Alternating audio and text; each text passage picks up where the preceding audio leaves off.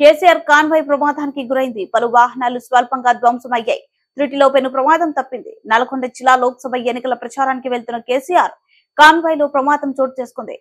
Convoy లో ప్రయాణిస్తున్న సమయంలో ఒక వాహనానికి మరొకటి ఢీకొని అలా 8 వాహనాలు స్వల్పంగా ధ్వంసమయ్యాయి. కాన్వాయ్ లో ప్రయాణిస్తున్న వారికి ఎలాంటి ప్రమాదం జరగలేదు. కేసీఆర్ సహా అందరూ సురక్షితంగా బయటపడ్డారు. నల్గొండ జిల్లా వేములపల్లి వద్ద కేసీఆర్ కాన్వాయ్ ప్రమాదానికి గురైంది. ప్రమాదానికి గల కారణాలు తెలియాల్సింది. తెలంగాణ అసెంబ్లీ ఎన్నికల తర్వాత అనేక అనారోగ్య సమస్యలతో ఇబ్బంది పడ్డ కేసీఆర్ సుదీర్ఘ విరామం తర్వాత తిరిగి ప్రజాక్షేత్రంలోకి వచ్చారు.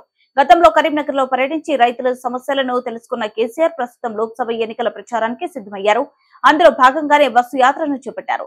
అయితే మిర్యాలగూడ బహిరంగ సభలో పాల్గొనేందుకు బయలుదేరిన కేసీఆర్ కాన్వాయ్ కు వేములపల్లి వద్ద ఈ ప్రమాదం జరిగింది.